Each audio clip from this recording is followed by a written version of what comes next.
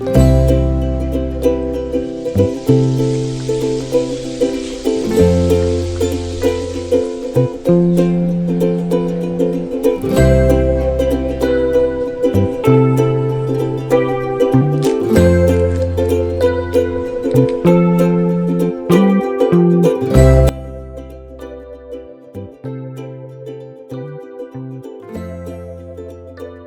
আসসালামু আলাইকুম। আজকে আপনাদের সাথে এমন একটি রেসিপি শেয়ার করব যেটা আমরা সবাই পছন্দ করি। সেটা হলো নারকেল পুলি পিঠা। আমাদের চট্টগ্রামের ঐতিহ্যবাহী এই পিঠা তৈরি করতে যা যা লাগবে, এখানে হাফ কেজি ময়দা, 1 পাবা গুড়, একটা মিডিয়াম সাইজের নারকেল কোড়ানো, এখানে হচ্ছে 1 কাপ সুজি, 1 চা চামচ লবণ, আর এখানে হচ্ছে কুসুম গরম পানি আর তেল। চলুন তাহলে প্রস্তুত প্রণালী শুরু করে দিই। প্রথমে আমি এখানে একটা খোলামেলা বোল নিয়ে নিলাম। এরকম বোল নিলে আপনারা মাখতে সুবিধা হবে।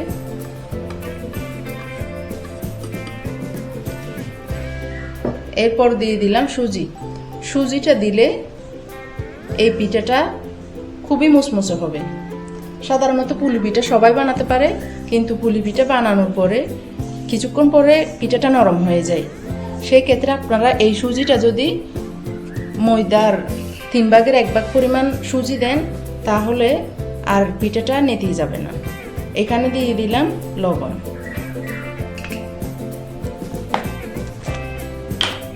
সাথে দিয়ে দিব 2 টেবিল চামচ সয়াবিন তেল।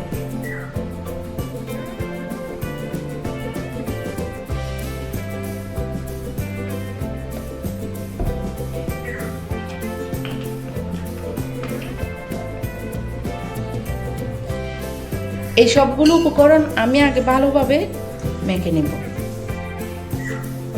আগে আমি কোনো পানি দিব না, আগে ভালোভাবে তেলের সাথে লবণের সাথে এটা ভালোভাবে মেখে নিতে হবে।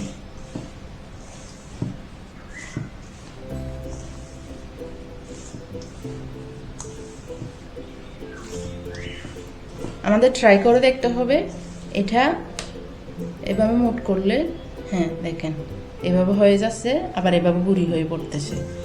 তাহলে এটা লবণের সাথে পারফেক্টভাবে মাখানো হয়ে গেছে। এখন আমি অল্প অল্প পানি দিয়ে এটা মেখে নেব। এখানে আমি 1 পাবা পানি নিয়েছি। এই পানি আমি একেবারে দিব না, অল্প অল্প করে দিব। হ্যাঁ, এইগুলা হচ্ছে কুসুম গরম পানি।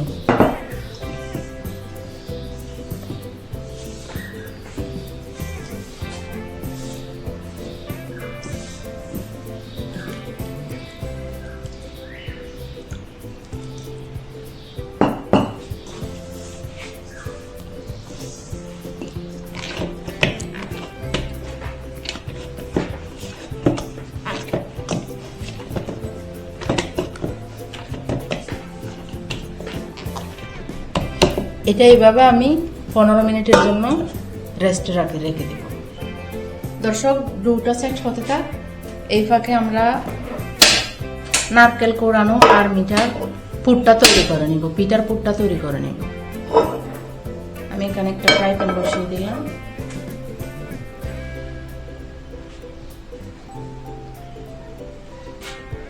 ফ্রাই প্যান যখন হালকা গরম হবে, তখন আমি এখানে দিয়ে দিলাম নারকেল কোড়ানো।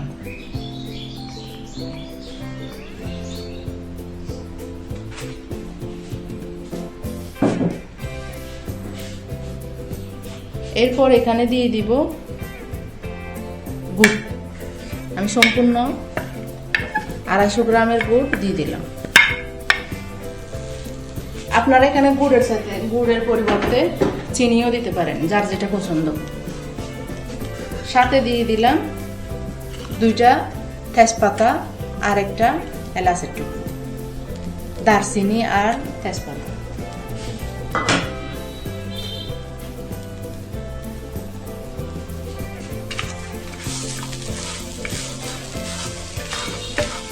এটা আমি হালকা আছে নেড়ে ছেড়ে গুড়টা গলে গিয়ে মাখা মাখা হওয়া পর্যন্ত রান্না করব, ভেজে নিব।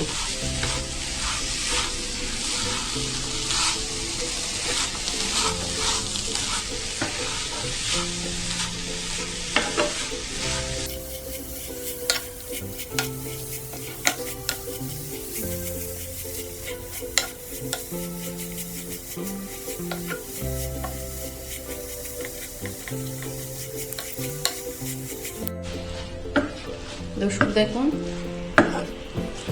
এখানে মিঠাটা গলতে শুরু করেছে, প্রায় গলে গেছে। এখন আমি অপেক্ষা করব নাড়াচাড়া করে করে, যাতে মিঠার পানিটা শুকিয়ে নারকেলের সাথে একদম মাখানো হয়ে যায়।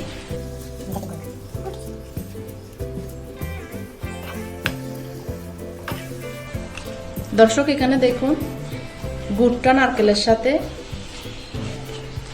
একদম ভেঙে গেছে। এখন আমি অপেক্ষা করব এই গুড়ের পানিটা শুকানো পর্যন্ত।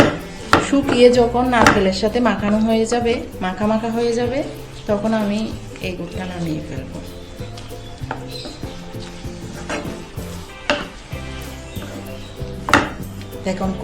দেখেন কতটুকু পানি বের হয়েছে।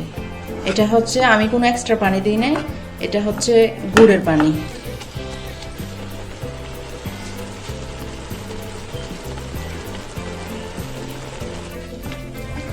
দর্শক দেখুন, এখন এখানে কোনো পানি ছাড়তেছে না নারকেল থেকে, গুড়ের পানি একদম শুকিয়ে গেছে। এই পর্যায়ে এটা আমরা একটা আলাদা প্লেটে নামিয়ে রাখবো। এখন আমরা এগুলো একটা আলাদা প্লেটে নামিয়ে রাখবো, নামিয়ে ঠান্ডা হতে দিব।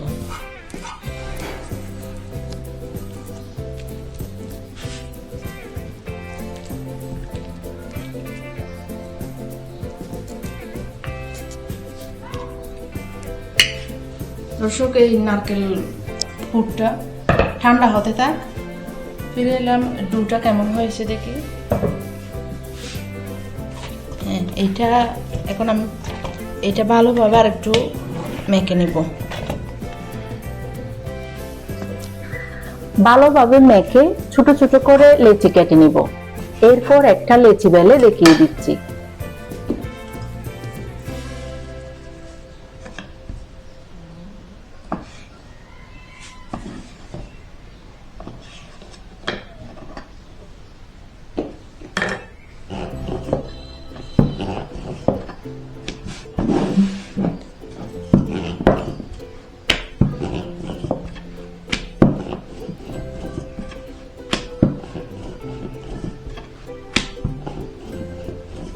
দর্শক, আমি এখানে সবগুলো পিঠা সমান হওয়ার জন্য একটা গোলাকার ঢাকনা নিয়ে নিলাম।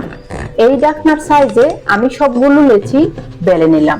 আপনারাও যে কোনো একটি গোলাকার ঢাকনা দিয়ে পিঠা তৈরি করবেন, তাহলে পিঠাগুলো দেখতে খুবই সুন্দর হবে।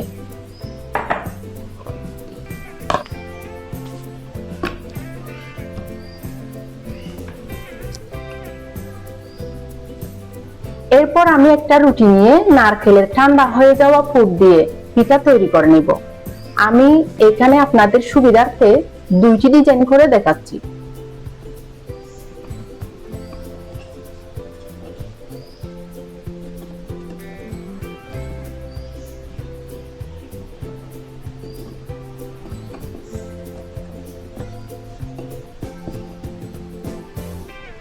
একটা আমি হাত দিয়ে করছি, আর একটা কাঁটা চামচের সাহায্যে।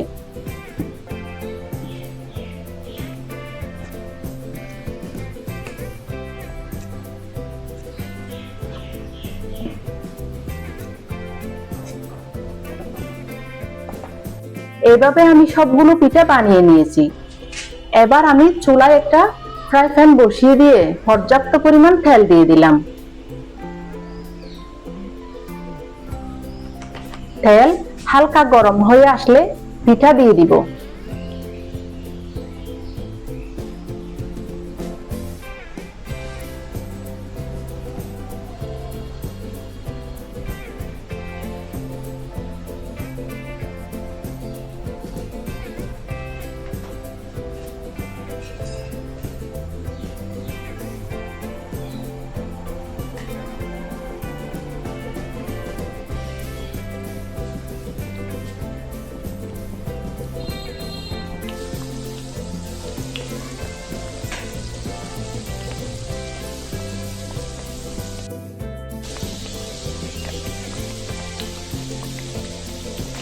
এইভাবে আমি সবগুলো পিঠা এপিঠ ওপিঠ ভেজে নিলাম।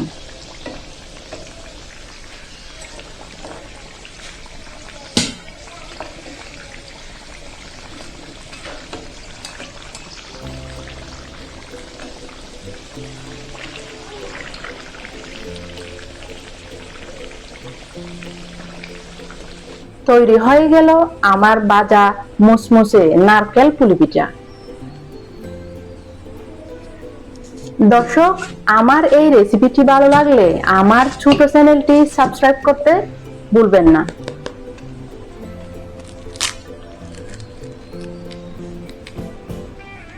আবারও দেখা হবে আগামী রেসিপিতে। ততক্ষণ ভালো থাকুন, সুস্থ থাকুন।